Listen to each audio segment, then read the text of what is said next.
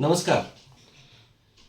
कोल्हापूर जिल्हा सहकारी दूध उत्पादक संघाच्या अर्थात गोकुळच्या निवडणुकीच्या संदर्भात राष्ट्रवादी काँग्रेस आणि मित्रपक्षांनी संयुक्त पॅनेल करावं आणि त्याची परवानगी नामदार हसन मुश्रीफ साहेबांनी मुख्यमंत्र्यांकडून घ्यावी अशा पद्धतीची मागणी गोकुळचे संचालक आदरणीय युवराज बापू पाटील आणि केडीसीसी बँकेचे संचालक आदरणीय भैयाजी माने यांनी कालच केलेली आहे. त्याच्या वर्तमानपत्रामध्ये बातम्या प्रकाशित झालेल्या आहेत.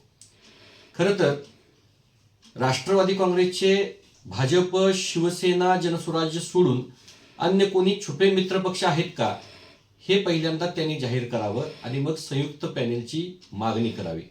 खरं तर गेल्या काही दिवसापासून या निवडणुकीच्या संदर्भात भारतीय जनता पार्टी आणि राष्ट्रवादीच्या अन्य पदाधिकाऱ्यांच्यामध्ये काही बेबनाव निर्माण झाल्याचं आपल्याला वृत्तपत्रातून ऐकायला मिळतं.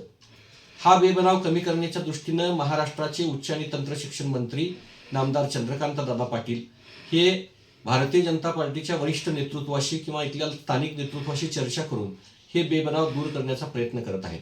परंतु काल गोकुळचे संचालक आदरणीय युवराज बापू आणि केडीसीचे संचालक आदरणीय भैया माने यांनी भारतीय जनता पार्टीच्या या नेतृत्वांच्या मागणीवर त्यानंतर त्यांनी असं वक्तव्य केलं की मुख्यमंत्र्यांकडे राष्ट्रवादी आणि त्यांचे मित्रपक्षाचं संयुक्त पॅनेल करण्याची मागणी करावी. खरं तर मला हा प्रश्न आहे की ही मागणी ते कशासाठी करत आहेत? कारण राष्ट्रवादी काँग्रेस पार्टीचे मित्रपक्ष हे शिवसेना, भाजप, जनसुराज्य वगळून अन्य कुणी आहेत का या प्रश्नाचं उत्तर खरं तर त्यांनी द्यायला हवं. गोकुळच्या निवडणुकीच्या बाबतीत मी माझ्या मंजुनाथ सहकारी दूध व्यावसायिक संस्थेच्या वतीनं कोल्हापूरच्या सर्किट बेंचमध्ये एक याचिका दाखल केलेली आहे की या 1108 दूध संस्था ज्या अवसायनामध्ये निघण्याचा प्रक्रिया सुरू झालेली आहे, या 1108 दूध संस्थांना मताचा अधिकार प्राप्त व्हावा. या 1108 दूध संस्था ज्यावेळी मतामध्ये येतील त्याचवेळी निश्चित खऱ्या अर्थानं या सभासदांना न्याय मिळेल. परंतु या मतामध्ये येण्याच्या पूर्वीच या लोकांना निवडणुकीची घाई का लागली असा प्रश्न माझ्यासारख्या सर्वसामान्य कार्यकर्त्याला पडतो.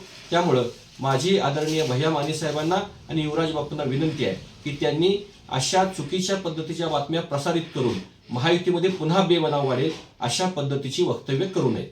धन्यवाद.